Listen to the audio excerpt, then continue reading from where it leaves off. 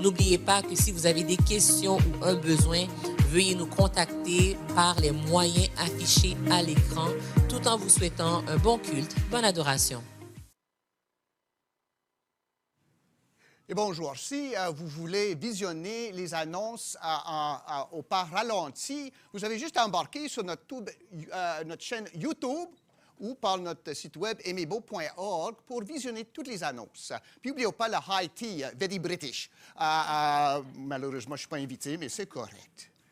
Disposons nos cœurs à adorer le Seigneur. Dieu n'est point un homme pour mentir, ni fils d'homme pour se repentir. Ce qu'il a dit, ne le fera-t-il pas?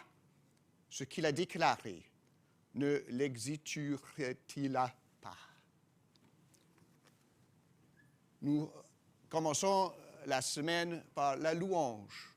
Il y en a parmi nous qui, la semaine passée, étaient dans la joie, puis aujourd'hui, on est dans l'incertitude.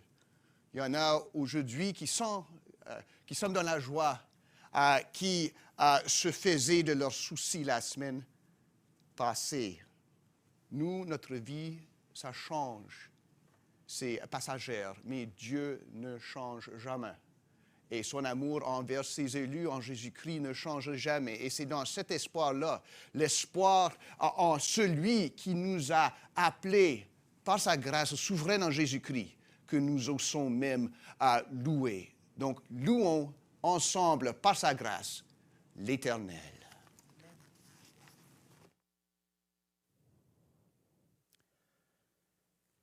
Quelle assurance, je suis sauvé.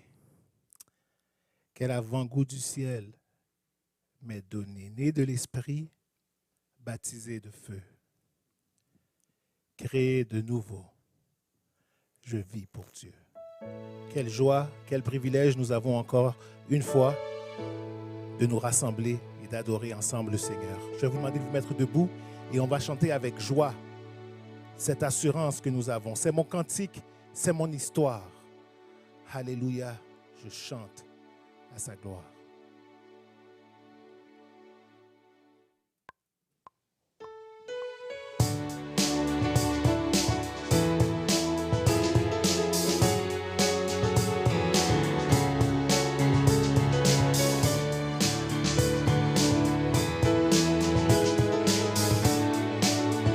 Ensemble, quelle assurance! Quelle assurance, je suis sauvé. Quel avant-goût du ciel! Quel avant-goût du ciel m'est donné. Né de l'Esprit, Né de l'Esprit baptisé de feu, créé de nouveau, je vis pour Dieu. avec joie, c'est mon cantique. C'est mon cantique, c'est mon histoire. Alléluia, je Chante à sa gloire. chante à sa Disons ensemble, gloire. gloire, alléluia. Gloire, alléluia. Gloire au Sauveur. Gloire éternelle à mon Rédempteur. Gloire éternelle à mon Rédempteur. Quelle assurance! Quelle assurance, Je suis joyeux. je suis joyeux. Déjà mon nom. Déjà mon nom est inscrit aux cieux. L'amour céleste Remplis mon cœur. remplit mon cœur. Depuis mon abandon au Sauveur. Depuis mon abandon au Sauveur. Ensemble, c'est mon cantique. C'est mon cantique, c'est mon histoire. Alléluia, je Chante à sa gloire. chante à sa gloire. Gloire, alléluia. gloire au Sauveur, gloire éternelle à mon Rédempteur. Et l'assurance, je suis en paix. Et l'assurance, je suis en paix. La paix de Jésus dure, La paix de Jésus elle dure à jamais. dure à jamais. Plein de sa bonté, Plein de sa bonté, de son amour, tout près pour son cœur, qui retourne. je veux entendre seulement l'assemblée dire c'est mon cantique.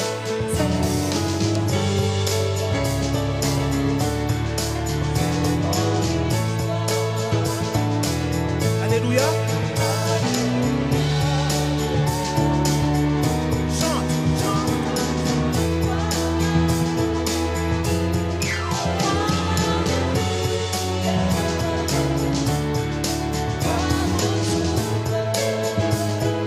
Gloire éternelle ensemble. Gloire éternelle.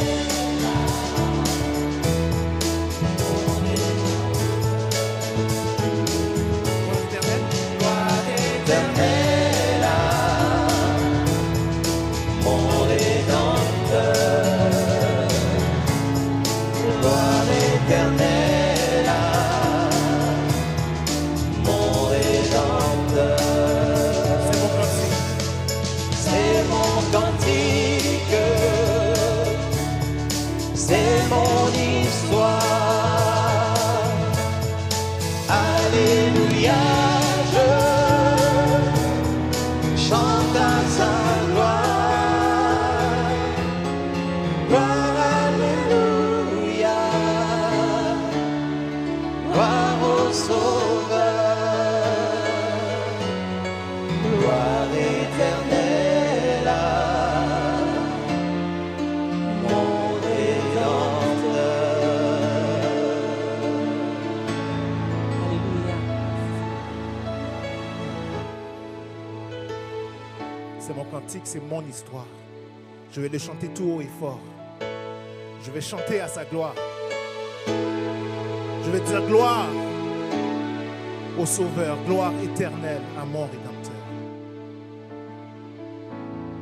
Quelle joie, quel privilège. Et ça fait du bien de savoir que nous avons cette assurance, que nous sommes sauvés. Dans le précieux nom de Jésus. Amen.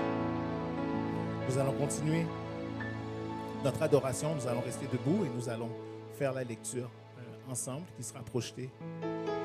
La lecture se trouve dans le psaume 42.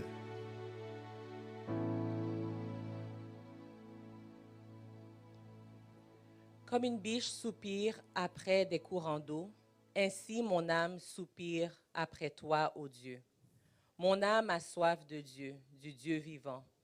Quand irai-je et paraîtrai-je devant la face de Dieu? Mes larmes sont ma nourriture jour et nuit. Pendant qu'on me dit sans cesse, où est ton Dieu? Je me rappelle avec effusion de cœur quand je marchais entouré de la foule et que je m'avançais à sa tête vers la maison de Dieu, au milieu des cris de joie et des actions de grâce, d'une multitude en fête. Pourquoi t'as battu mon âme et gémis-tu au-dedans de moi? Espère en Dieu, car je le louerai encore. Il est mon salut et mon Dieu. Mon âme est abattue au-dedans de moi. Aussi, c'est à toi que je pense depuis le pays du Jourdain, depuis l'Hermon, depuis la montagne de Miséar. Un flot appelle un autre flot au bruit de tes ondées. Toutes tes vagues et tous tes flots passent sur moi. Le jour, l'Éternel m'accordait sa grâce. La nuit, je chantais ses louanges. J'adressais une prière au Dieu de ma vie. Je dis à Dieu, mon rocher, pourquoi m'oublies-tu? Pourquoi dois-je marcher dans la tristesse, sous l'oppression de l'ennemi? Mes os se brisent quand mes persécuteurs m'outragent et me disant sans cesse, où est ton Dieu? Pourquoi t'as battu mon âme et gémis-tu au-dedans de moi? Espère en Dieu, car je le louerai encore. Il est mon salut et mon Dieu. Amen. Amen. Amen. Espère en Dieu, car je le louerai encore.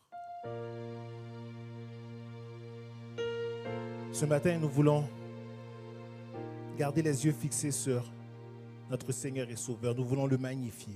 Nous voulons nous rappeler que le Dieu que nous servons est un Dieu plus grand que tout problème, que tout souci dans notre vie. Nous voulons déclarer que nous l'aimons et que nous ne voulons que lui.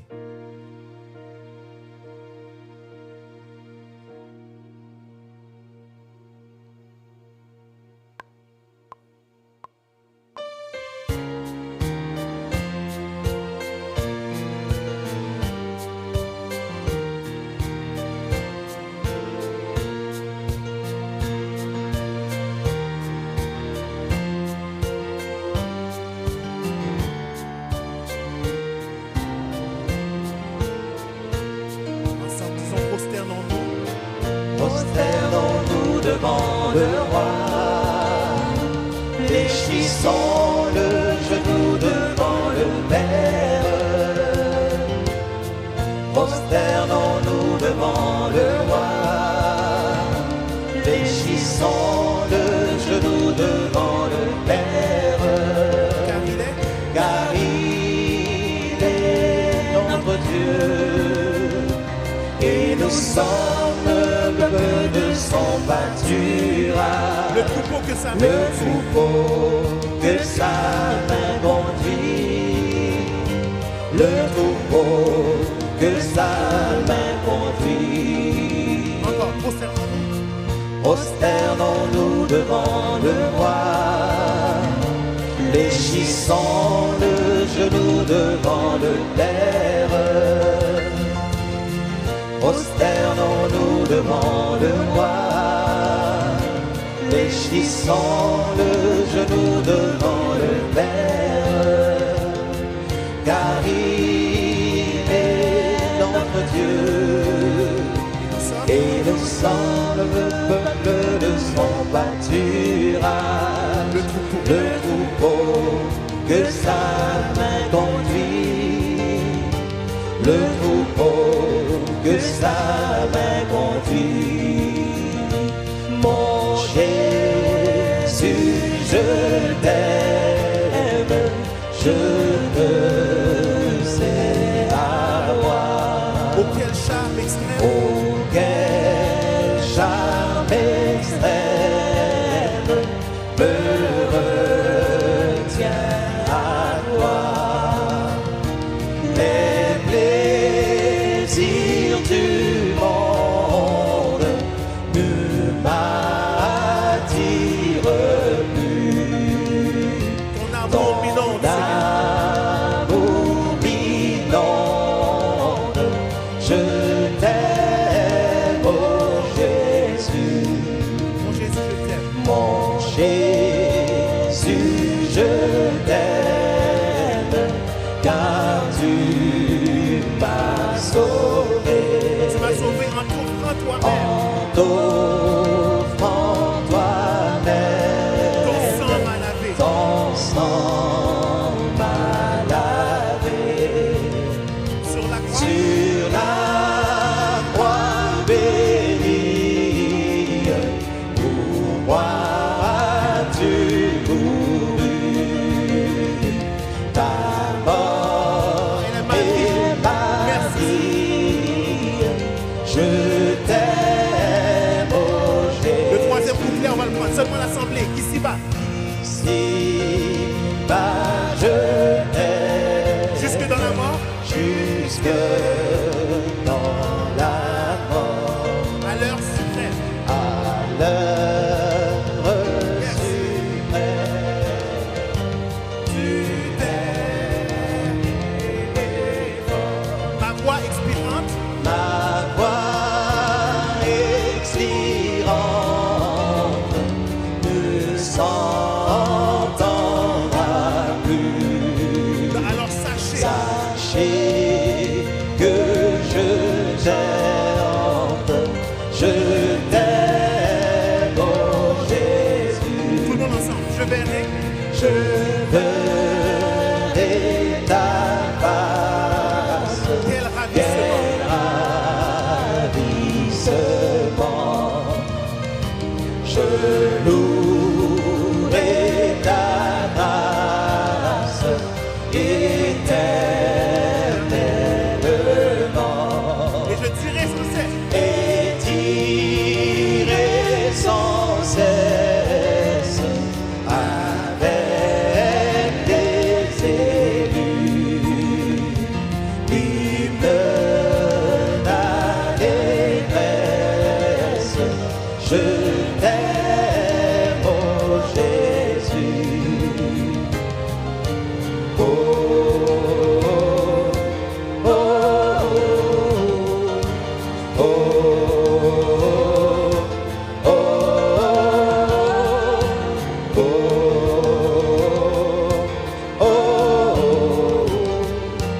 Tu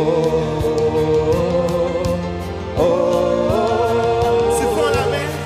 Tu prends la mer et je veux la traverser. Mes peurs se noient dans ton amour. Tu m'as sauvé, alors je peux chanter. Je suis enfant de Dieu. Disons-le encore avec conviction. Tu prends la mer. Tu prends la mer et je veux la traverser. Mes peurs se noient dans ton amour. Alléluia. Tu m'as sauvé, alors je peux chanter. Je suis enfant de Dieu. Disons Oh, oh, oh, oh, oh, oh,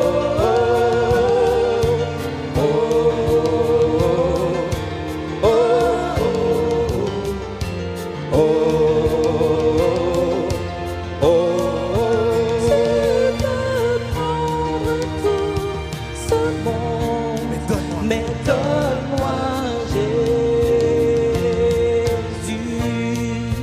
donne-moi Jésus, donne-moi Jésus. Tu peux prendre. Tu peux prendre tout ce monde, mais donne-moi Jésus. Disons-le encore une fois. Donne-moi Jésus. Donne-moi Jésus, donne-moi Jésus. Tu peux prendre.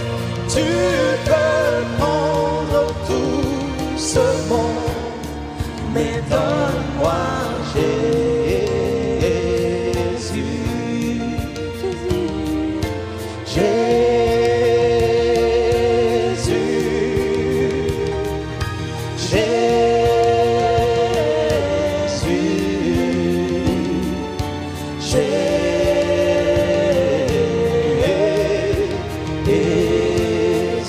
Disons ensemble, papa.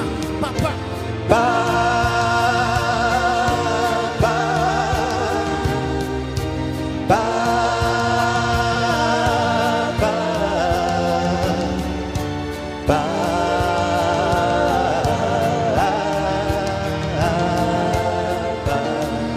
Disons ensemble, Saint-Esprit.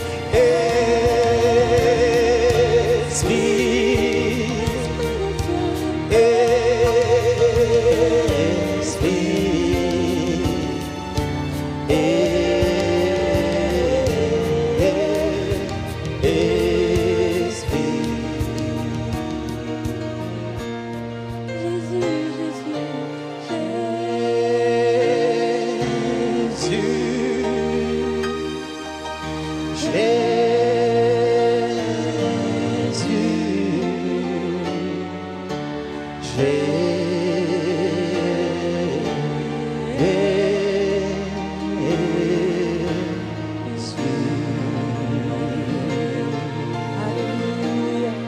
Merci Seigneur. Gloire à toi. Alléluia. Amen.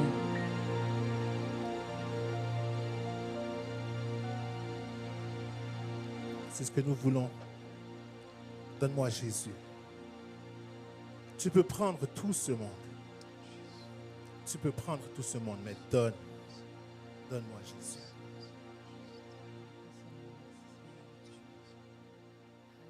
Louange au Père, gloire au Fils. Béni soit le Saint-Esprit. Dieu 3 fois saint, majesté. Gloire au roi des rois. À tout jamais. C'est ce que nous voulons chanter aujourd'hui. Nous voulons rendre la louange au Père, la gloire au Fils.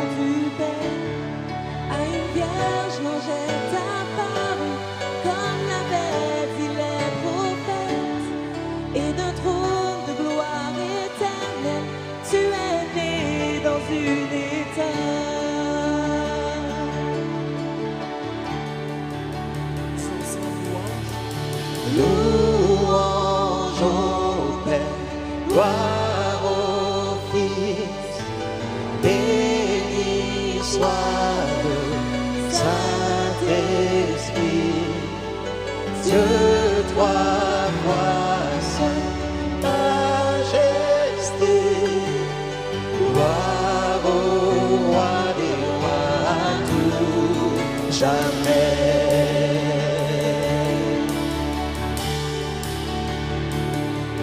Pour nous révéler ton royaume et réconcilier les perdus, pour acheter la création, tu n'as pas méprisé la croix.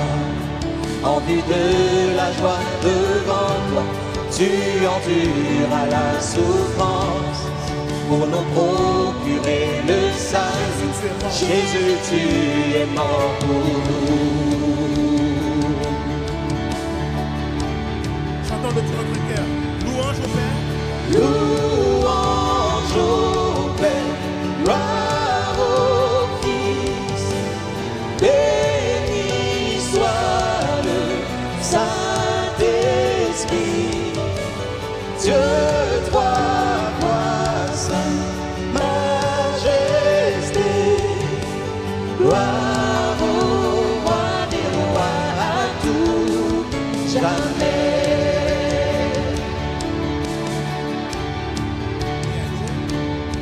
Et à l'aube du troisième jour, tout le ciel retint son souffle. Quand la pierre fut roulée, l'agneau de Dieu a triomphé. Et les morts sortirent de leur tombe, et tous les anges furent dans la joie. Alléluia!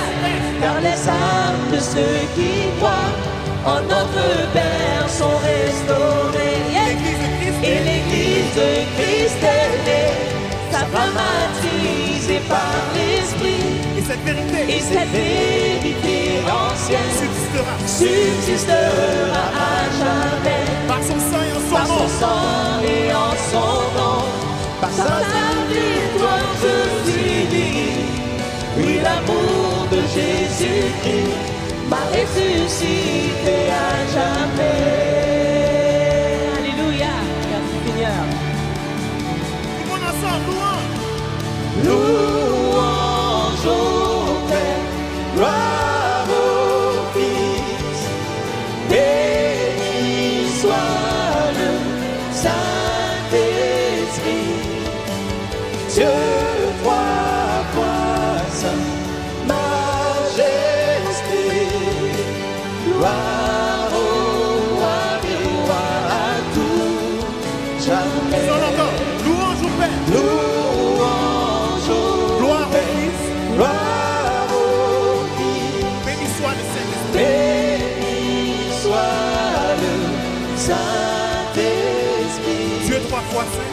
Dieu, trois fois saint, majesté, gloire au roi des rois à tout jamais. Gloire au roi des rois. Gloire au roi des rois à tout jamais.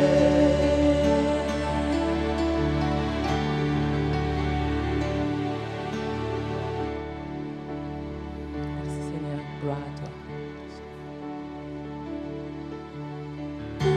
Louange au Père, gloire au Fils, béni soit le Saint-Esprit.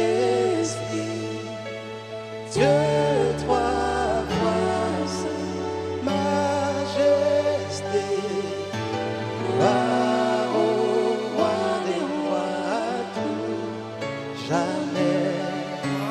Gloire au roi des rois à tout jamais. Dernière fois. Gloire au roi des rois à tout jamais. Amen. Amen. Priez, priez votre Dieu. Faites monter la louange au Père, la gloire au Fils.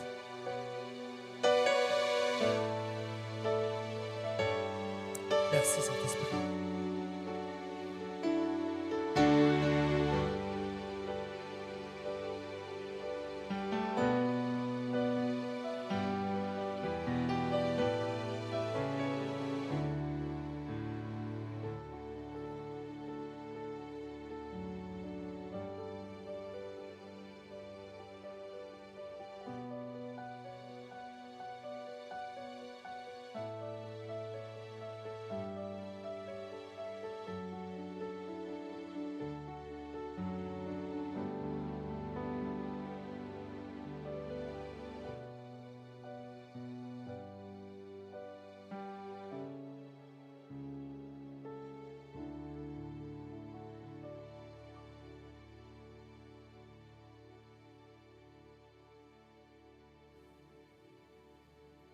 nous présentons devant ta majesté, ô Dieu trinitaire, Père, Fils et Saint-Esprit. Nous reconnaissons que nous sommes devant le Dieu de l'univers, le Dieu créateur, un Dieu majestueux, le seul Dieu vivant, un Dieu grand, un Dieu infiniment grand, éternellement puissant. Et nous reconnaissons que c'est un privilège, c'est une grâce de pouvoir nous présenter devant ta sainte majesté. Nous reconnaissons que nous pouvons le faire par les mérites de Jésus-Christ, notre bien-aimé Sauveur et Seigneur. Nous reconnaissons que c'est un privilège parce que notre passé, notre vie en témoigne. Nous qui étions errants, loin de toi, perdus, tu as été nous sauver en livrant ton Fils bien-aimé Jésus-Christ pour nous donner la vie, pour nous donner cette relation, pour nous donner cette communion avec toi. Relation bâtie par l'adoption. Nous sommes devenus, nous qui étions loin, nous qui étions perdus, nous sommes devenus enfants de Dieu. Et aujourd'hui, nous avons ce libre accès à toi, libre accès pour te prier, libre accès pour chanter des louanges en ton Saint-Nom, libre accès pour te prier à toute heure de la journée, libre accès pour glorifier ton Saint-Nom. Et quel privilège. Pourtant, Seigneur, nous reconnaissons que malgré du fait que nous a rachetés par ton Fils Jésus-Christ, nous n'avons pas été à la hauteur de ce que tu attends de nous. Et ce matin, nous venons confesser devant toi notre rébellion, notre tendance à agir à notre volonté, notre tendance à faire ce que nous voulons. Et nous avons fait, Seigneur, ce qui est mal à tes yeux. Nous t'avons offensé. Nous avons été ingrats. Nous avons fermé nos yeux là où nous aurions dû les ouvrir. Nous avons parlé là où nous aurions dû nous taire. Et nous n'avons pas parlé quand tu nous avais appelés à le faire. Nous avons été indifférents aux besoins des autres. Nous n'avons pas été tes mains, tes bras pour secourir ceux qui sont dans le besoin. Nous avons été égoïstes. Nous avons été ingrats. Et ce matin, nous venons devant toi reconnaissant que ce n'était pas juste une erreur, ce n'était pas un impair. Nous avons péché contre toi. Et nous venons comme peuple appeler à ton pardon. Toi, Père miséricordieux, nous venons crier et demander ton secours. Oui, pardon, Père. Pardon. Pardon parce que plus d'une fois au cours de cette semaine, nous avons cherché notre propre justice plutôt que de défendre le droit de l'Évangile, plutôt que de nous soumettre à l'autorité de l'Évangile. Nous avons fait ce que nous voulions plutôt que d'entendre nous dire de faire le contraire. Aie pitié de chaque famille de cette Église. Aie pitié de chaque membre, aie pitié de chaque adhérent, aie pitié de chaque couple, aie pitié de chacun d'entre nous, en commençant par les leaders de cette Église. Que tu nous gardes, Seigneur, que nous soyons des vrais disciples de Jésus-Christ, que nos paroles soient oui, oui, non, non. Garde-nous de vivre une vie d'hypocrite, une vie qui ne te glorifie pas. Et nous pouvons, Seigneur, aussi te donner l'action de grâce cette semaine, parce que malgré notre infidélité, toi, tu as été fidèle, parce que tu ne peux te renier toi-même. Tu es ce Dieu fidèle. Tu as été bon envers nous. Tu nous as gardés, tu as gardé nos enfants, tu as gardé nos familles, tu nous as protégés des accidents. Et ce matin, nous venons avec reconnaissance devant toi, avec la famille Mbelo, te remercier pour les portes que tu as ouvertes et leur statut que tu as changé dans ce pays. Et nous te louons et nous te glorifions. Nous te louons et nous te glorifions avec notre sœur Séraphine qui n'est plus à l'hôpital, qui est maintenant à la maison et qui n'attend plus après un rein qui a été opéré et pour qui ça va mieux. Et nous prions pour un rétablissement complet. Nous te remercions, ô Père.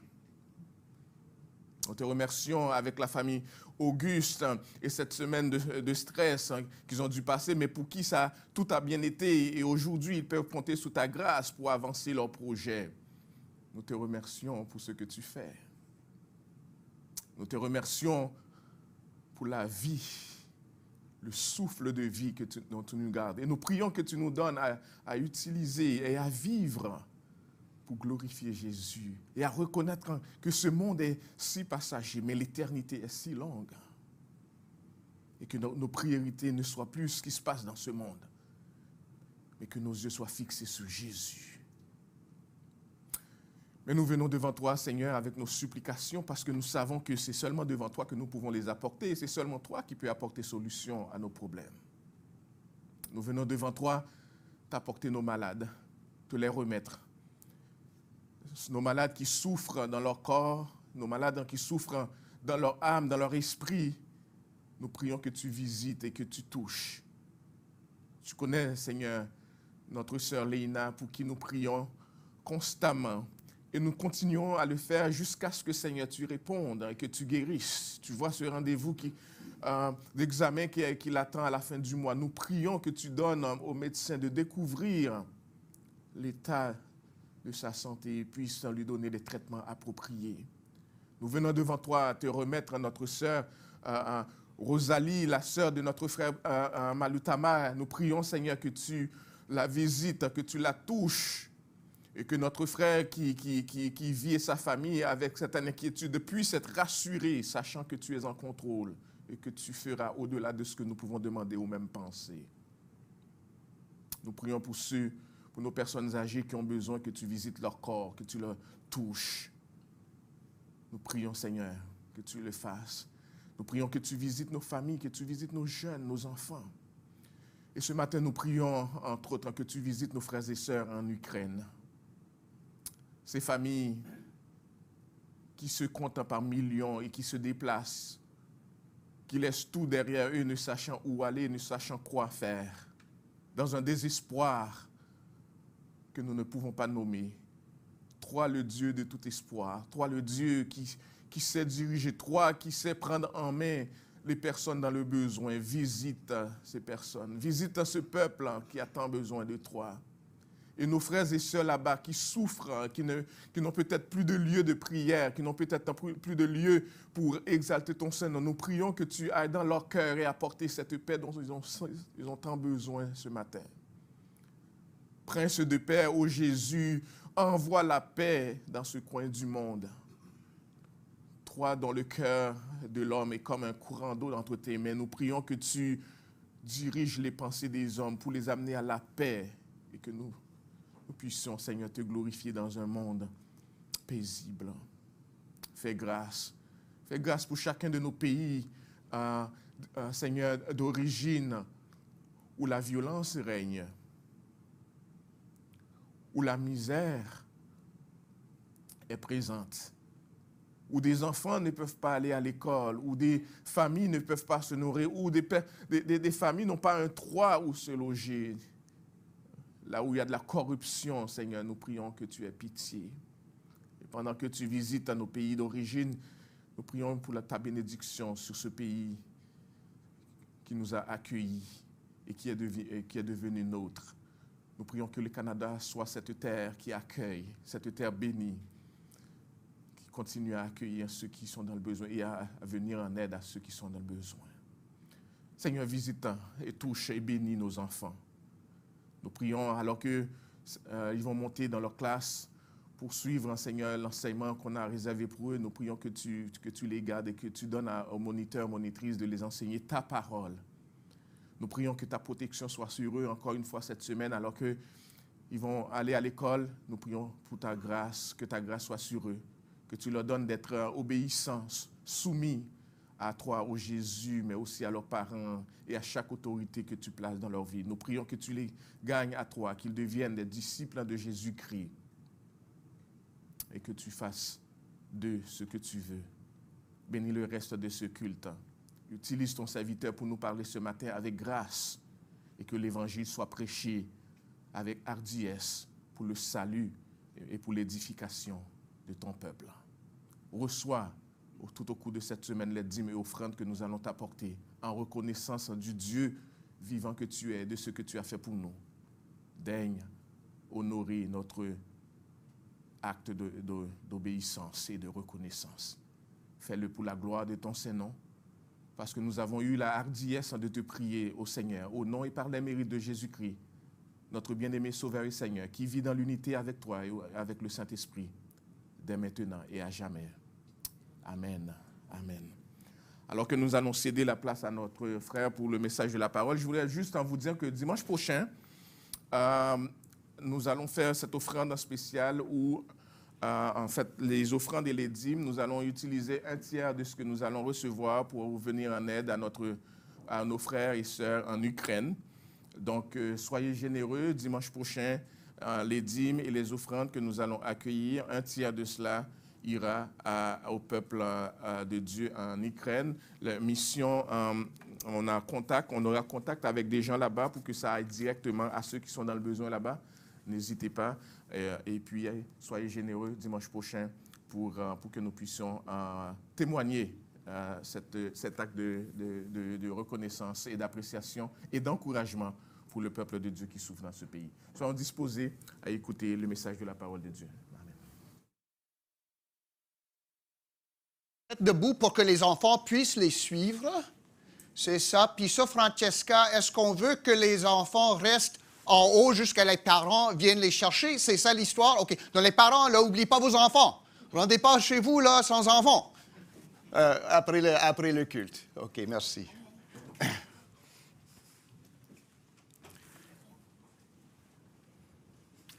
Pour nous qui restons ici, ouvrons notre Bible à Matthieu, chapitre 5. Matthieu, chapitre 5, on reprend notre série sur les béatitudes, le caractère du disciple. Je vais lire pour nous versets 1 à 12. C'est verset 6 auquel on va s'adresser vraiment en particulier aujourd'hui. Mais comme on a vu, comme on va continuer de voir, on ne peut pas juste isoler un caractéristique, un verset ici. Ils sont tous mêlés avec ordre ensemble.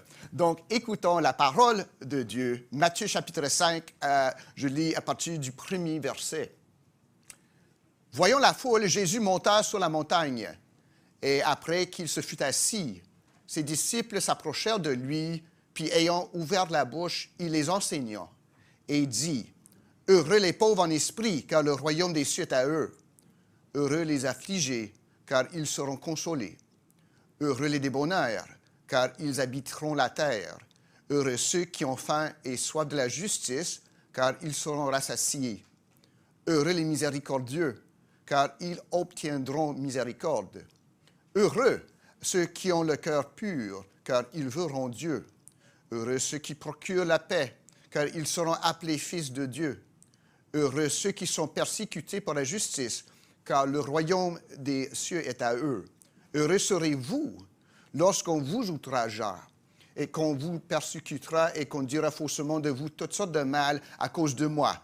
Réjouissez-vous et soyez dans l'allégresse, parce que votre récompense sera grande dans les cieux, car c'est ainsi qu'on a persécuté les prophètes qui ont été avant vous. Parole du Seigneur.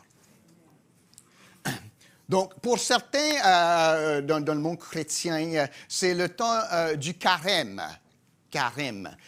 Puis c'est un temps où on se prive de quelque chose en préparation pour Vendredi Saint et pour célébrer Pâques.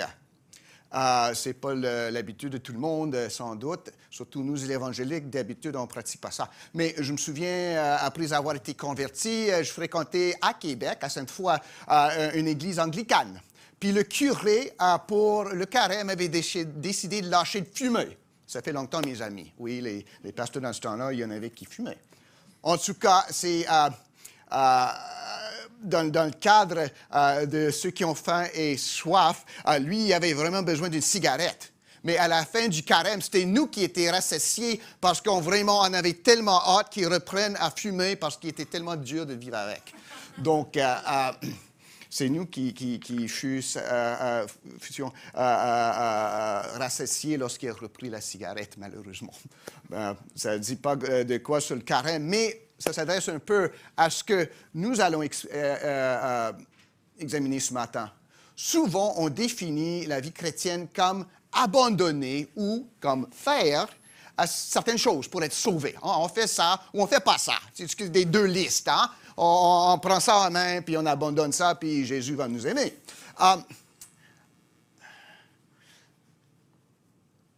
On acquiert peut-être même le bonheur en le faisant ou en évitant ces choses-là. Mais est-ce vrai? Qu'est-ce que le bonheur selon Dieu? C'est quoi le bonheur selon Dieu? C'est une question ici. Comment être rassasié? Surtout pas en encourageant le pasteur à fumer. Je vous dis ça. Mais on continue ce matin l'examen du caractère du disciple, du chrétien. Puis ça, si on est chrétien, on est disciple. Si on n'est pas disciple, on n'est pas chrétien. Parce qu'un disciple, c'est celui qui suit et apprend du Maître Jésus-Christ, Fils de Dieu et Fils de l'homme. Et comme pasteur Arsène l'a souligné, ce ne sont pas des choses qu'on fait ou qu'on cesse de faire, qu'on évite par ces choses qu'on est sauvé.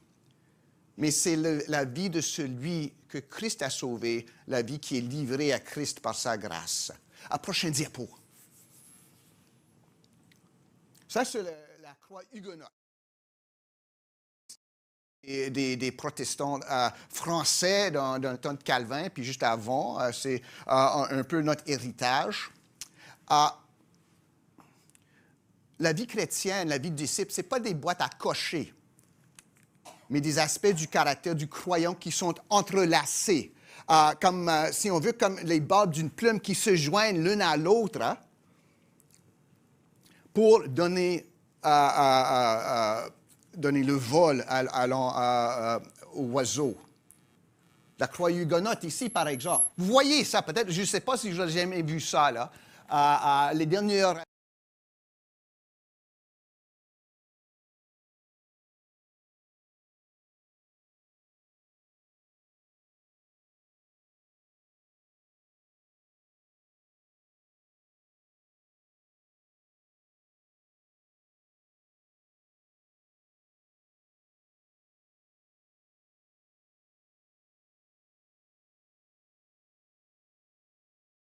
protestantisme français et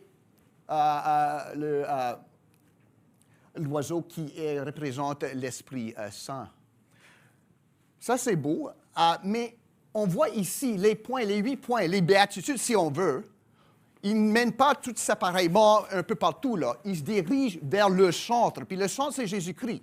Donc, les béatitudes qu'on étudie sont entrelacées et nous dirigent pas vers un salut qu'on gagne, mais celui qui est notre salut, Jésus-Christ. C'est une façon de se rapprocher de Jésus-Christ de vie. Se rapprocher de lui qui nous a donné la vie par sa mort et sa résurrection. Donc, ça aide un peu, si vous ne connaissez pas les plumes, là, ça va peut-être vous aider un peu de prendre en main ce dont nous parlons.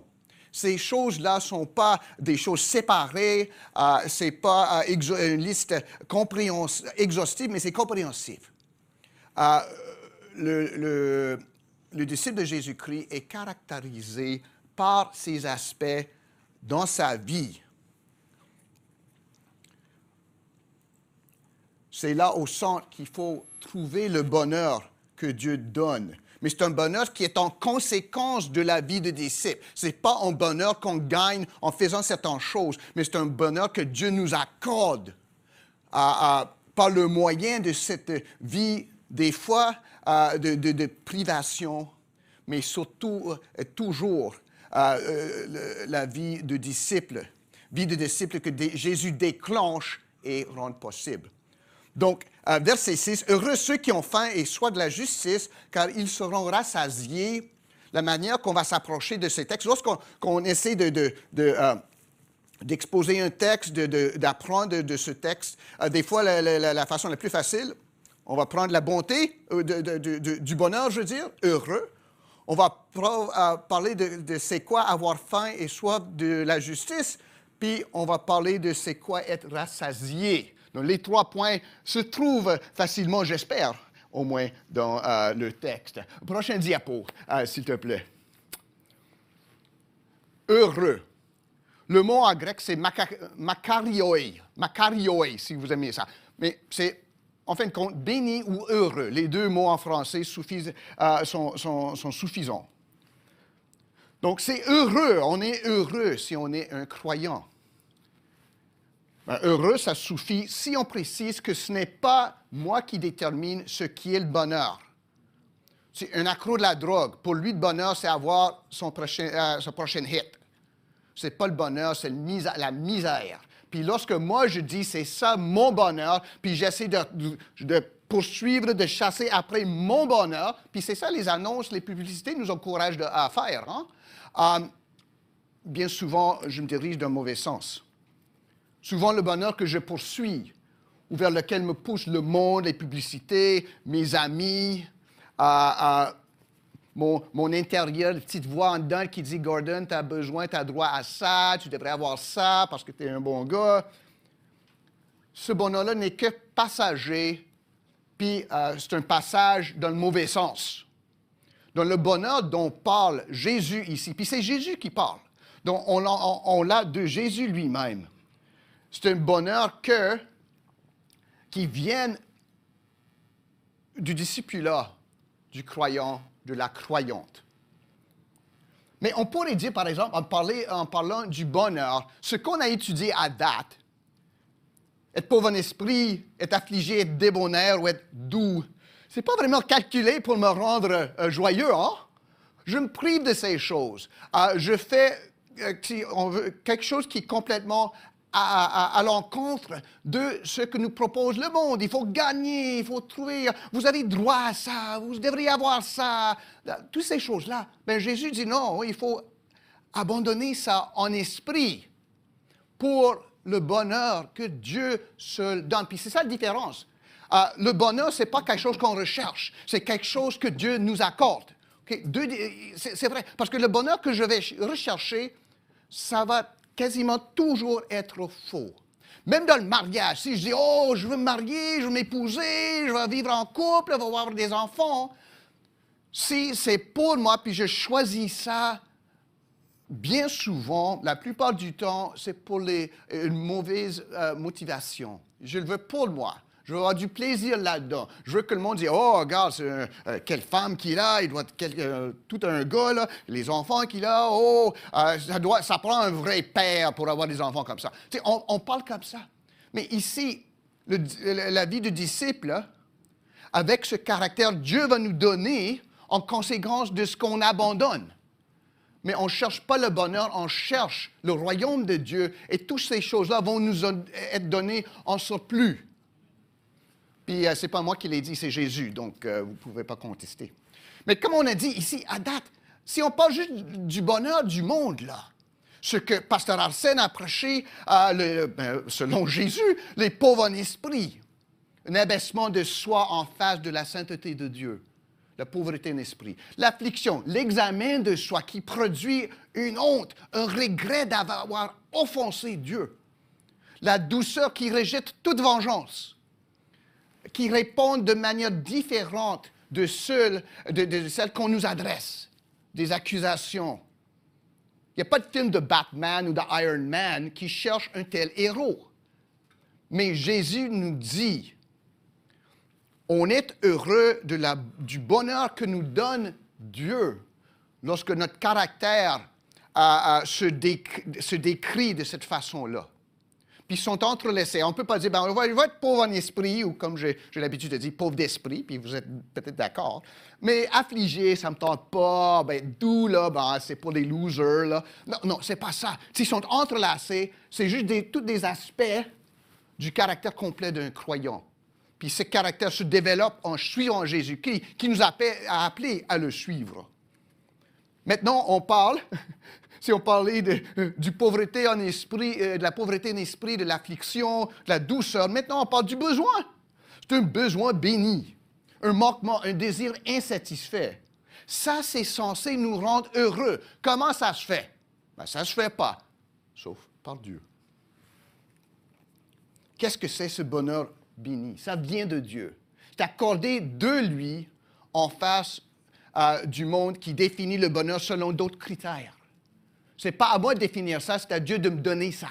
Puis, on a la promesse de Jésus-Christ que Dieu rendra heureux ceux qui suivent Jésus-Christ et en qui l'Esprit Saint développe ce caractère du disciple. Vous voyez, le bonheur, si on veut, c'est un but de deuxième ordre. La sainteté de Dieu, la justice, tous ces aspects du caractère, c'est un but, c'est une cible de premier ordre. Est-ce que vous me suivez? En ayant ces choses-là, on va avoir l'autre qui va nous être donné. En cherchant le deuxième, on manque complètement les deux. Si on vise le bonheur sur terre, on va manquer le ciel. Si on vise le ciel en Jésus-Christ, on aura et le ciel et la terre en héritage. C'est clé ici. Ils seront consolés. Ils hériteront la terre. Ils seront rassasiés. Ça, c'est passif, hein? C'est quelque chose que Dieu fait pour nous, qui donne à nous. Ce n'est pas quelque chose que je mérite, ce n'est pas quelque chose que je gagne, c'est quelque chose que ça plaît à mon Père en Jésus-Christ de me donner, de donner à ses enfants qui suivent Jésus-Christ. Donc, lorsqu'on parle du bonheur, c'est ça. C'est une joie qui dépasse la mondaine, celle du monde, qui ne dépend pas d'eux, qui ne se définit par les standards de ces mondes. C'est ça qui est tellement difficile. Plus proche qu'on est au monde, plus difficile, plus bizarre qu'on trouve ça à quoi nous appelle Jésus. Parce que mes amis sont heureux. Ils ne sont pas mes amis. S'ils ne sont pas en Jésus-Christ, c'est un bonheur passager. On ne voit pas le côté sombre de leur bonheur. C'est un bonheur qui ne vient pas de moi. Dans cette vie, on est encouragé, puis dans l'école, à l'école, sur les publicités, dans tous les programmes de formation, on fabrique notre destin. Hein? On est ouvrier de notre destin. Ben, c'est un mensonge.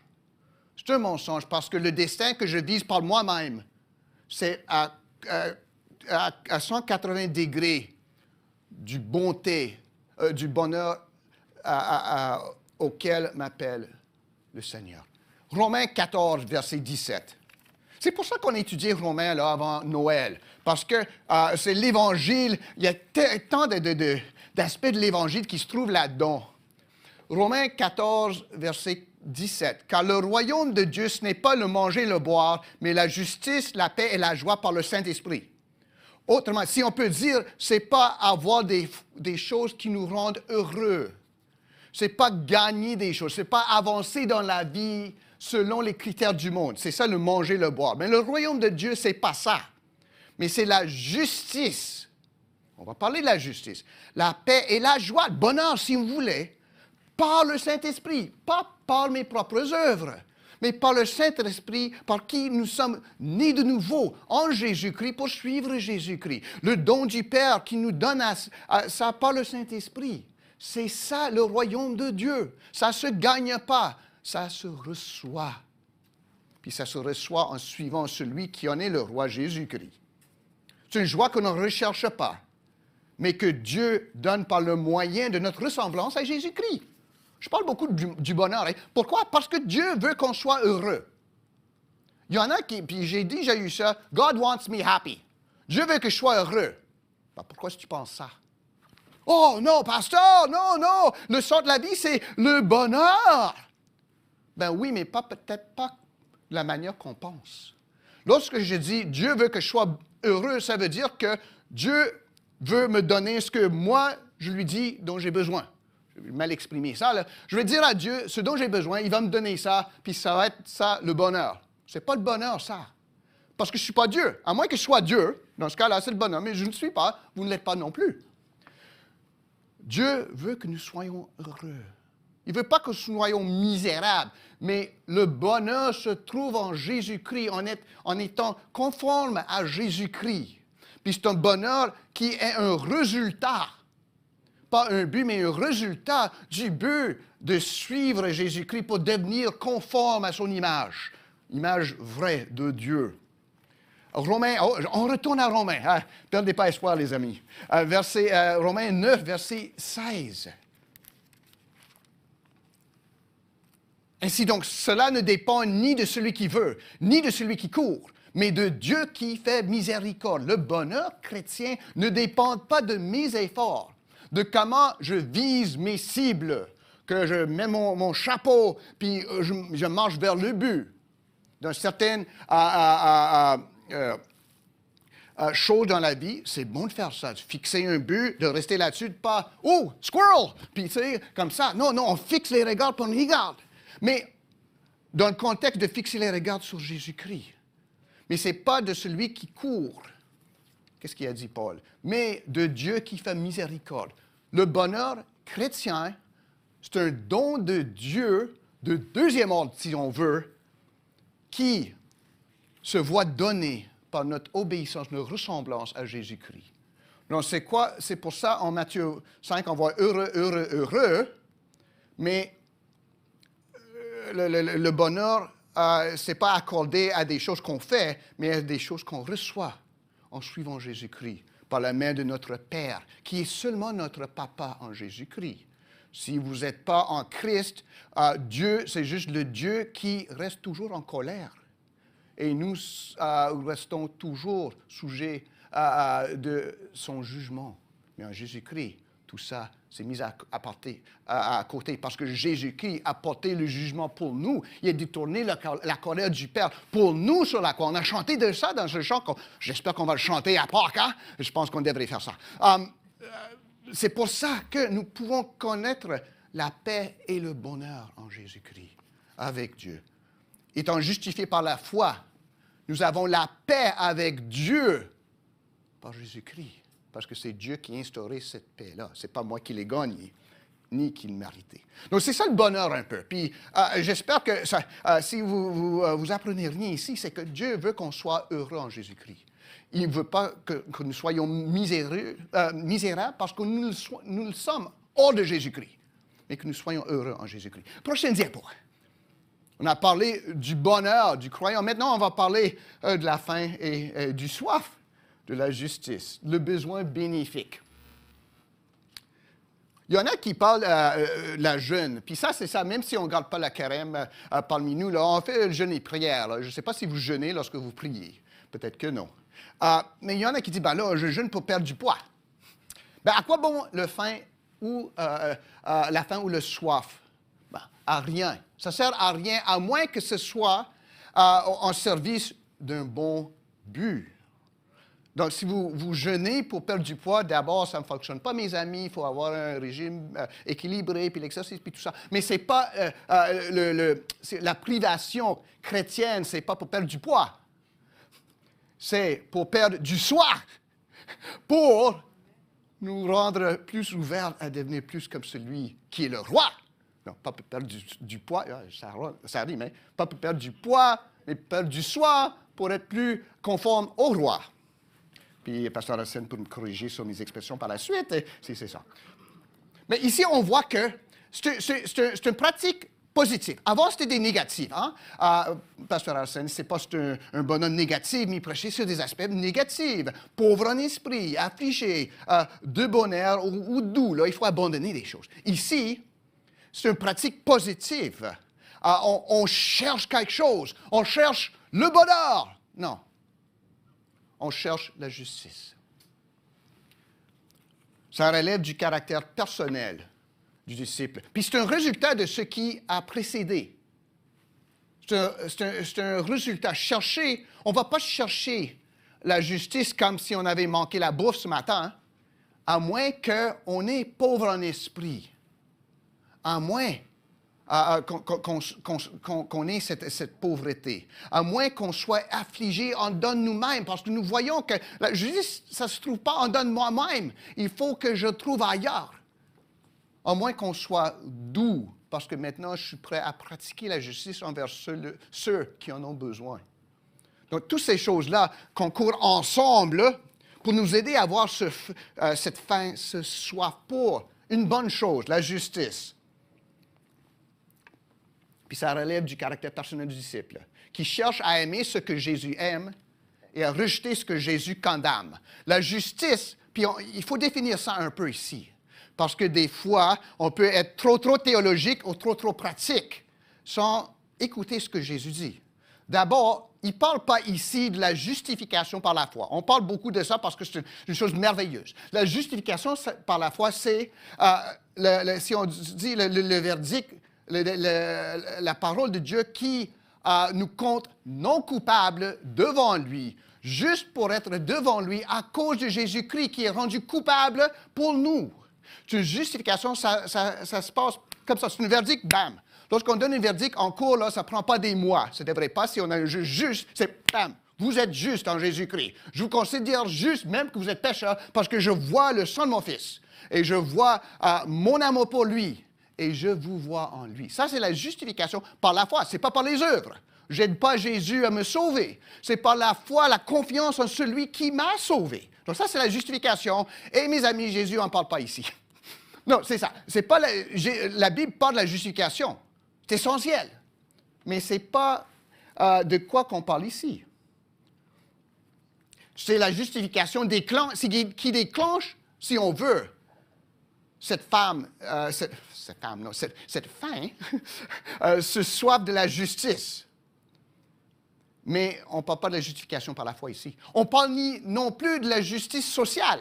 Bien souvent, on dit, ben là, Jésus veut qu'on soit juste. C'est vrai, mais Jésus n'est pas ici en train de diriger un gouvernement puis des programmes sociaux. Ça ne veut pas dire que ces choses-là ne découlent pas de chercher à pratiquer la justice, qui découle elle-même de la justification par la foi. Mais Jésus ne parle pas ici comment prendre soin des pauvres, comment avoir l'égalité, puis toutes ces choses-là. Ça va en découler, mais c'est une autre justice dont parle Jésus ici. C'est une conduite, un comportement juste, comme Dieu est juste, sans tache et saint. Si on peut dire la justice dont parle Jésus ici, c'est plutôt la sainteté dans ce monde-là. C'est un résultat d'être justifié par la foi, d'avoir nos péchés anéantis à la vue de Dieu. Ça va produire une justice et sociale, et familiale, et dans l'Église, et partout. Mais la justice ici, c'est une conduite, un comportement qui correspond à notre statut. Okay? Si justifié par la foi, j'essaie, pour le reste de ma vie, jusqu'à le Seigneur me prenne à lui, de vivre selon cette justice, d'être conforme à mon nom. Si je suis disciple de Jésus-Christ, je vais passer avec l'aide de Dieu, avec l'accompagnement puis les prières de mes sœurs et frères en Christ, de vivre selon mon nom. Vous croyez? Vous comprenez?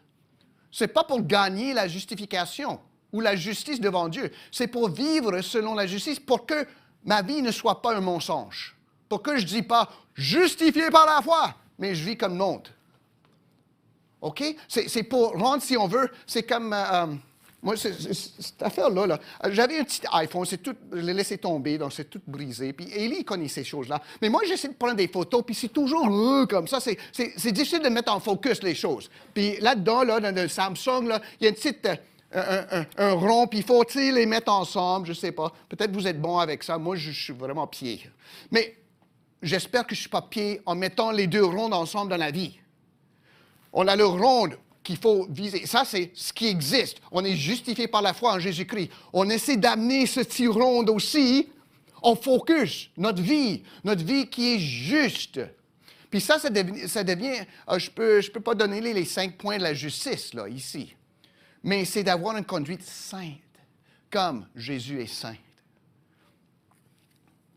C'est la justice dans le cadre de la sanctification, si on veut. De devenir de plus en plus ce qu'on est déjà. C'est ça la vie chrétienne. On essaie de répondre à ce qu'on est. Dieu nous a déclarés en Jésus-Christ enfants de Dieu, justes, par le Saint-Esprit, il nous a changé notre nature afin que maintenant, par la nouvelle naissance, on aime Jésus-Christ, on aime Dieu, on n'a plus honte devant Dieu, mais on a un désir, une soif, oh oui, soif c'est dans le texte, de servir à Dieu. On a parlé de notre bien-aimée famille Mbelo qui a un changement de statut au Canada. Mais ici, on parle d'un statut au ciel, c'est bien plus important, bien que j'aime mon pays, puis c'est un beau pays, c'est rien comparé au royaume des cieux. Question pour nous ce matin, est-ce qu'on a eu ce changement de statut céleste? Est-ce qu'on est maintenant citoyen du royaume du ciel? Ou pas juste du Canada, du Congo, de la Cameroun, de la Nicaragua, d'Haïti? Est-ce qu'on est citoyen au ciel? Puis être citoyen au ciel, c'est d'avoir comme roi, de nommer comme roi, de fléchir le genou devant ce roi Jésus-Christ. Puis justifié par son sang, maintenant on cherche à pratiquer la justice. C'est un positif, c'est être saint. Bien souvent, on nous parle, oh la sainteté, on ne touche pas à ça, on ne fait pas ça, on ne regarde pas ça. Ben c'est plate la vie, hein? On s'enferme dans un couvent à quelque part, puis on ne fait rien. Non, ce n'est pas la sainteté biblique. La sainteté biblique, ça déborde, c'est agressif, ça va dans le monde, représenter Jésus-Christ comme Jésus-Christ. C'est difficile, mes amis. Ça prend du courage, de l'élan. Mais c'est une sainteté positive. Pas se retirer, mais avancer avec une soif et une faim de voir pratiquer la justice personnelle dans le monde. Ce n'est pas juste la privation, mais le rassasiement, ça c'est tout un mot, hein, d'un bon désir, de connaître Dieu, de marcher avec Jésus-Christ, qu'on ne peut ignorer. À Jean, 1 Jean, verset 3. 1 Jean, chapitre 1, verset 3, je m'excuse. Jean commence son épître. C'est une épître facile à lire. Vous devrez le lire parce que c'est encourageant, puis c'est doctrinal en même temps. Les deux, bien souvent, on a la misère de mettre les deux ensemble. Mais il dit ici que or, notre communion est avec le Père et avec son Fils Jésus-Christ. C'est ça l'orthodoxie. D'être en communion avec Dieu le Père par Jésus-Christ, le Fils. Puis c'est comme ça que Jean s'identifiait et nous identifiait. Donc, la faim et le soif de la justice, c'est une faim, une soif de connaître Jésus-Christ comme il est et de pratiquer une vie, de vivre une vie qui est comme la sienne. Être affamé, c'est quoi ça? Ben, peut-être que je n'ai pas besoin de parler de ça à vous. Puis si on va plus long, là, vous êtes vraiment affamé parce qu'on va dépasser le dîner. Hein? Mais c'est un désir, c'est une absence qu'on ne peut pas ignorer. J.N. Darby, puis je prends ça de Martin Lloyd-Jones, il y a un vraiment bon livre, c'est en anglais, sur le sermon sur la montagne. Mais il a dit que Darby nous rappelle l'histoire du fils prodigue. C'est bien ça, prodigue, on dit ça, hein? Prodigue, merci. Lui, lorsqu'il avait faim, qu'est-ce qu'il mangeait? Manger de porc, hein? C'est pas bon, mais il n'avait pas si affamé que ça. Mais lorsqu'il avait faim, il mangeait de ça. Lorsqu'il était affamé, qu'est-ce qui est arrivé? Il est allé courir vers son père. Quand j'ai un peu faim, ça va pas vite. Je vais être satisfait avec les choses du monde, même les choses dégueulasses. Mais quand je suis vraiment affamé, il faut que je me dirige vers le Père en Jésus-Christ. Hein? C'est ça la faim. C'est dit, je dois avoir Jésus. On a chanté « Donne-moi le bonheur, donne-moi le bonheur ». Non, donne-moi Jésus. Ce n'est pas juste un petit chant sentimental. C'est le son de la vie, c'est le son du cosmos. C'est en lui que toutes choses se tiennent ensemble. Ce n'est pas la parole de sa force qui soutient toutes choses. C'est en lui que toute la divinité demeure corporellement. Et c'est lui l'ami du pécheur, mon ami. Être affamé pour la justice, c'est être affamé de connaître et de suivre Jésus-Christ. C'est un désir divin que le Père nous donne par sa bonté. Et ayant cette femme, comment est-ce qu'on dit pas femme, parce que moi j'ai une femme puis je l'aime bien, mais faim, merci. Cette faim et ce soif, c'est seul Dieu qui peut satisfaire ça. Ce n'est pas les choses du monde. Les choses du monde passent, mais Dieu, il ne change pas, comme on a commencé en disant au début du culte. Et le Seigneur va exaucer cette prière, mes amis, de mieux le connaître, d'être plus satisfait de Jésus-Christ. Est-ce que vous avez jamais prié d'être satisfait, d'être rempli de la connaissance de Jésus-Christ, d'être rendu conforme à son image pour qu'on soit plus en focus? Ça, Dieu va honorer cette prière parce que ça honore sa volonté de se voir glorifié par son peuple et ça honore son désir de voir glorifier son Fils, le Fils de son amour. Bien souvent, ce qui arrive, mes amis, à la place de poursuivre la sanctification, d'être affamé de justice, poursuivre la sanctification sans laquelle personne ne verra le Seigneur, Hébreux 12 et 14, ce qu'on fait en cours ici et là, surtout dans l'Église, on est spécialiste de ça. Tu sais, on court ici et là après la prochaine sensation spirituelle forte. Oh, l'autre bout de Gatineau, là, une église avec un band qui rock. Je vais y aller, là. Oh, puis là, il y a un prédicateur béni. Je vais boire ici. Puis ici, le prière béni. Oh, tu sais, on tourne en ronde, les amis. Nous avons des chatons chez nous, puis c'est quelque chose de les voir chasser leur queue. Comme ça, c'est fou. Mais on fait ça comme, croyons, on dirait, on cherche une expérience. Ouh, il y en a. Il ne faut pas oublier des autres. Oh, plus d'études, plus de profondeur, plus de doctrine. Je veux connaître mieux ma Bible, là. Où est-ce qu'il y a Jésus là-dedans? Tu sais, un vrai soif et faim que Dieu bénit, c'est de connaître son Fils et d'être comme son Fils. On peut l'être par la prière, on peut nous aider à devenir comme ça par la prière, par le moyen d'une louange qui n'est pas plate. On ne veut pas la louange plate, mais on ne cherche pas l'expérience, les sensations fortes, comme on dit en français. Hein? On peut aussi l'aiguiser, cette faim, cette quête, par la doctrine, par étudier la parole de Dieu. Ce que Dieu a dit, c'est une bonne façon de connaître celui qui l'a dit. Mais en fin de compte, notre but, c'est de connaître Jésus-Christ et de vivre selon lui. Si ce n'est pas notre but, on va recevoir ce qu'on cherche, mais on va chercher à tort. Christ est notre justice. Nous cherchions à pratiquer la justice. Puis c'est quoi ça? Michée a dit, il vous a dit aux hommes, ce qui est bon, est-ce que le Seigneur demande de vous, c'est de pratiquer la justice, d'aimer la miséricorde et de marcher humblement avec votre Dieu. Michée 6, verset 8. Mais c'est quoi ça, pratiquer la justice, mes amis? Je ne vais pas vous donner une liste, comme j'ai dit avant. C'est de marcher selon Jésus-Christ. Puis, je n'ai pas besoin de vous donner une liste parce que c'est simple. C'est pas facile, mais c'est simple. Faites ce qui sert la cause de Dieu en Jésus-Christ. Faites ce qui aide les autres à grandir, même si c'est à votre dépens. Faites ce qui cause Jésus de grandir et qui vous cause de devenir de plus en plus petit à votre propre égard. Être plus honnête que n'importe qui.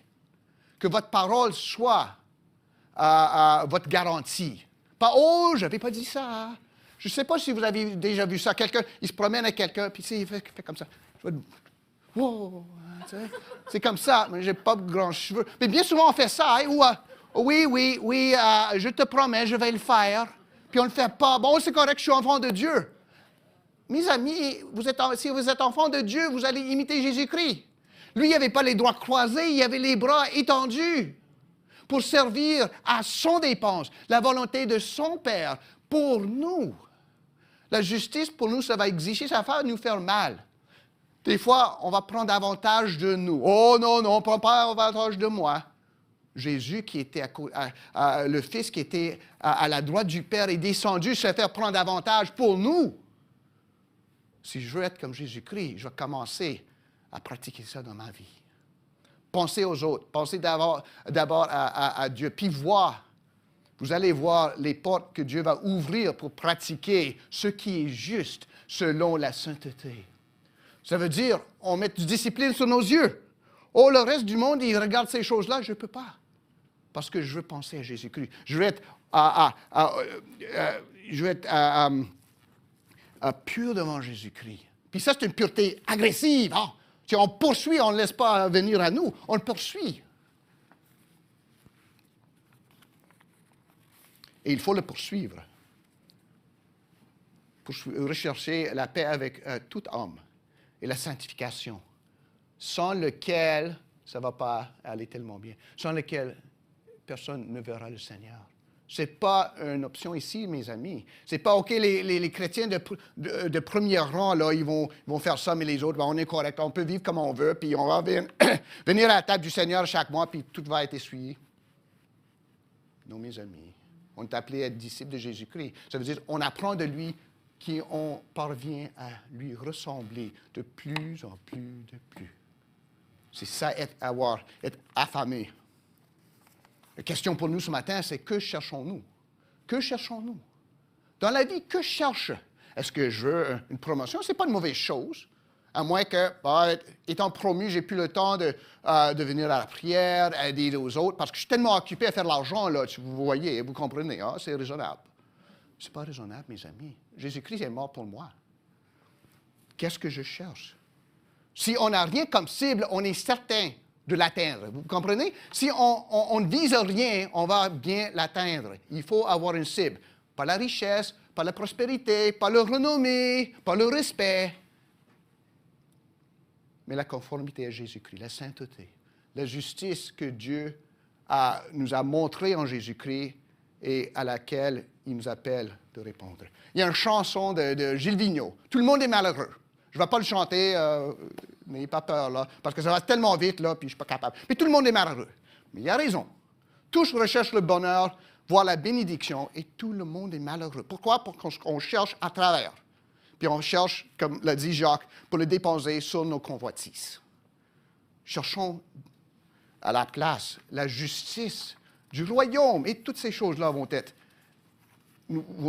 ajoutées, vont être données à nous. On ne va pas les gagner. C'est Dieu qui va nous les donner. Prochaine diapo. Être rassasié. Le bonheur vient de Dieu, le rassasiement. Puis ça va se voir en fonction de ce désir que Christ nous donne. C'est quoi ce rassasiement? On est plein de quoi si on veut? Si vous allez faire le plein là, aux stations de service, vous allez voir que faire le plein, là, ça fait mal. Ici, là, faire 7 pleins ici, ça fait pas mal. Mais c'est quoi?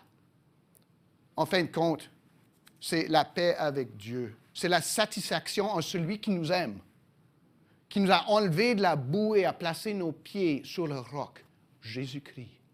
Ce rassasiement, c'est être plein de Jésus-Christ, plein de sa toute suffisance. Vous voyez, de ne voir rien à part que Jésus-Christ. Parce qu'en Jésus-Christ, nous avons tout ce dont Dieu veut, tout ce que Dieu veut pour nous. Le rassasiement qui produit ce bonheur et l'abandon de la chasse au bonheur même. Et reconnaître le vrai bonheur qui se trouve en Jésus-Christ, en le suivant. Le psaume 46, verset. On n'a pas lu ce psaume ce matin. Psaume 42 prend de la satisfaction de celui qui cherche Dieu. Mais le psaume 46, verset 11. Arrêtez et sachez que je suis Dieu, je domine sur les nations, je domine sur la terre. La vie du disciple, c'est le progrès, de marcher de progrès en progrès, comme l'a écrit l'apôtre Paul en 1 Thessaloniciens 4. Mais aussi, c'est de ne pas de plus poursuivre mon propre bonheur. De même plus de même plus poursuivre Dieu. Ne plus courir après Dieu, mais de marcher avec Jésus-Christ, parce que Dieu est couru après nous en Jésus-Christ. Il est venu nous chercher. Si, une fois que je trouve Jésus-Christ, je cherche ailleurs, c'est pour dire que Jésus n'est pas assez. Puis j'ai toujours une soif, mais pas une soif qui est saine. Je ne cours plus après Dieu, il m'a trouvé. Maintenant, je marche avec son Fils. C'est là que je vais être rassasié. Je suis Jésus comme disciple. Lui qui est doux et humble. Je prends mon donneur de sa main, de lui, de ce qu'il me donne. Même les mauvaises choses qu'il me donne, il me les donne avec amour. Il ne m'abandonne pas. Il ne m'abandonne point, on dirait même. Et je poursuis en lui la sainteté qu'il rend possible, à laquelle il m'engage et qui est devenue ma joie. Dernier diapo, puis on termine. Le bonheur, le vrai bonheur, mes amis, puis pas juste du bonheur chrétien, parce qu'il n'y a pas de bonheur en dehors de Jésus-Christ. Il y a un faux bonheur qui est partout. Le vrai bonheur pour nous, les enfants de Dieu, puis peut-être pour vous, ça pourrait être le vôtre si vous venez à Jésus-Christ, si vous obéissez à sa demande, à son commande de fléchir le genou devant lui. Le vrai bonheur, c'est le résultat de la quête de la justice devant Dieu. Le bonheur nous vient quasiment accidentellement. Je ne m'attendais pas à ça, mais regarde, je suis dans la joie en Jésus-Christ parce que j'ai cherché de pratiquer la justice de Jésus-Christ devant Dieu et le monde. On a beau essayer d'établir le paradis sur terre, même dans ma propre maison. Jésus seul va faire ça. On a prié ça, que le prince de paix établisse en Ukraine et ailleurs ce que nous ne sommes pas capables de faire. Il nous retombe, nous, de poursuivre plutôt la justice du royaume du Dieu. Ça, c'est notre part. Établir la paix, c'est Dieu qui va le faire. Il va le faire au dernier jour, lorsque Jésus-Christ va revenir. On ne vise pas le bonheur, mais Dieu seul peut donner ça. On vise la justice selon Christ. Êtes-vous malheureux ce matin? Êtes-vous dans un état de dépression, de malheur? Ça ne fait plus de sens. C'est peut-être une bénédiction, mes amis, si vous n'êtes pas en Christ. Peut-être Jésus fait grâce à vous pour vous montrer que, vous voyez maintenant, là, c'est un cul-de-sac. Puis vous êtes arrivé là et vous vous en êtes rendu compte avant que ce soit trop tard. Tournez-toi de bord, puis venez à moi, puis trouvez en moi le repos, parce que je suis doux et humble de cœur. Et vous allez trouver du repos pour votre âme. Êtes-vous peut-être malheureux parce que vous avez mal choisi votre cible? Changez de tir. Visez quelque chose d'autre. Visez la justice du royaume en Jésus-Christ. Et laissez à Dieu vous donner le bonheur qu'il va vous donner en Jésus-Christ. Je suis à la recherche de quoi ce matin? Ne serait-ce mieux d'être à la recherche plutôt, pas de quoi, mais de qui? De Jésus-Christ.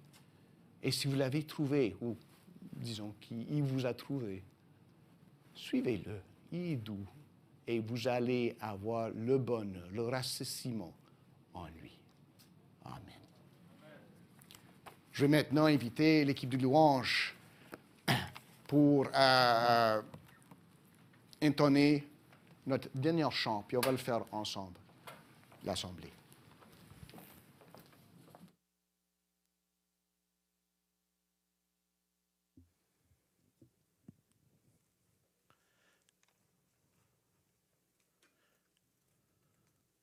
Nous pouvons nous mettre debout ensemble et nous allons déclarer qu'en Christ seul est notre espérance.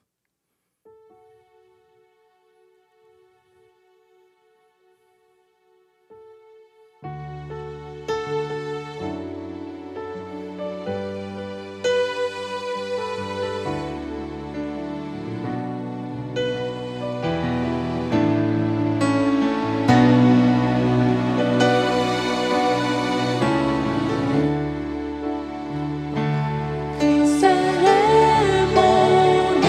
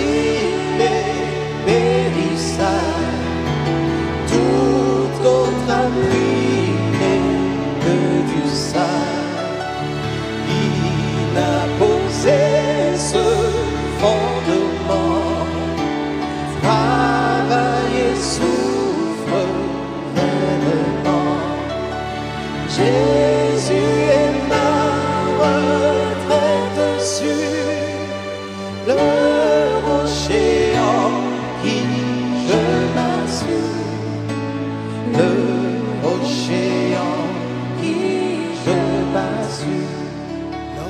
Lorsque sur moi s'abat l'orage, sa croix ranime mon courage. Quand tout faiblit autour de moi, sa présence soutient ma foi.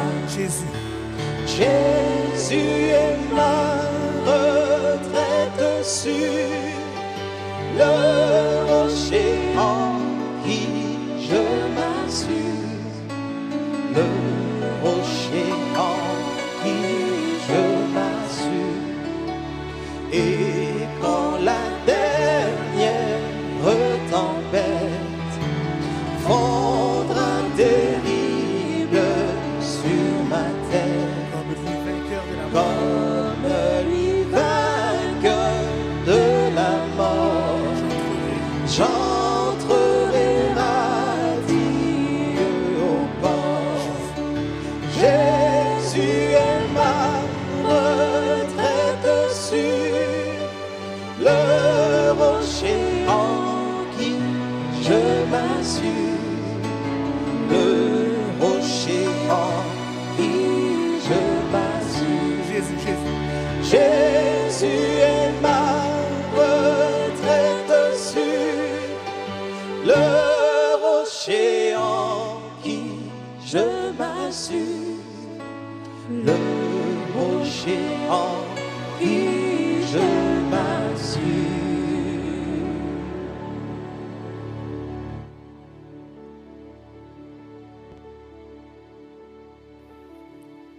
Or, à celui qui peut nous préserver de toute chute et nous faire paraître devant sa gloire irrépréhensible et dans l'allégresse, à Dieu seul notre Sauveur, par Jésus-Christ notre Seigneur, soit gloire, majesté, force et puissance, dès avant tous les temps et maintenant et dans tous les siècles.